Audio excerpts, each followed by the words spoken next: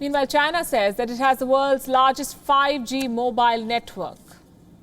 It also says it has the world's largest car market, the biggest market of computers, of television, mobile phones, electronics. It's a long list. The achievements that China's PR machinery proudly lists time and again. But here's something that they never tell you. China doesn't have enough space to flush its waste. So it is dumping catastrophic levels of human waste into the South China Sea, into waters that it doesn't even control. What's worse, the dumping levels are so high and intense that the waste has formed clusters. It can be seen from space. You have to see this to believe it.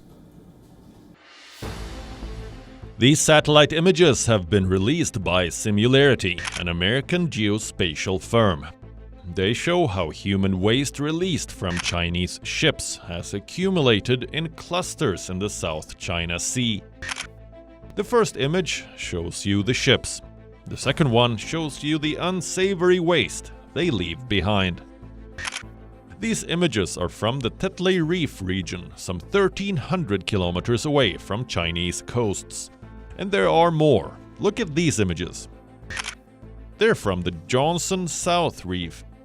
Again, the first image shows you Chinese ships. The second one, a word that rhymes.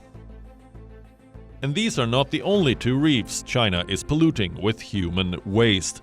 Look at this image now. It shows dumping vessels from China, stationed all across the Union Banks, which are part of the larger Spratly Islands. Chinese ships are present near the Collins Reef, the Hughes Reef, and the Ross Reef. This is not old data. All three sets of images are from June 2021. They show the incalculable damage China is causing, and that too to marine areas it doesn't even control. According to Liz Durr, the CEO of Singularity, the hundreds of ships that are anchored there are dumping raw sewage every day onto the reefs they are occupying. When the ships don't move, the waste piles up. This is a catastrophe of epic proportions, and we are close to the point of no return. This needs to stop immediately. There is merit in this warning, because these reefs feed the inhabitants of the entire South China Sea region. The following chronology tells you how. The larvae for the fish that inhabit South China Sea come largely from coral reefs. Spratly Islands are home to the biggest coral reefs in the entire region. By monsoon, the larvae settled along these islands gets distributed all over the sea.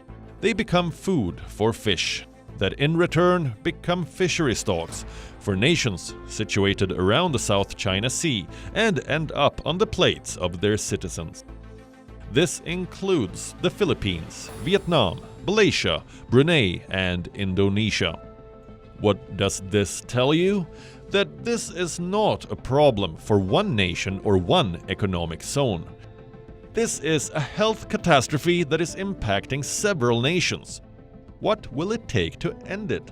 Convincing China to flush its waste on its own land. Bureau Report, WION. World is One. WION is now available in your country. Download the app now and get all the news on the move.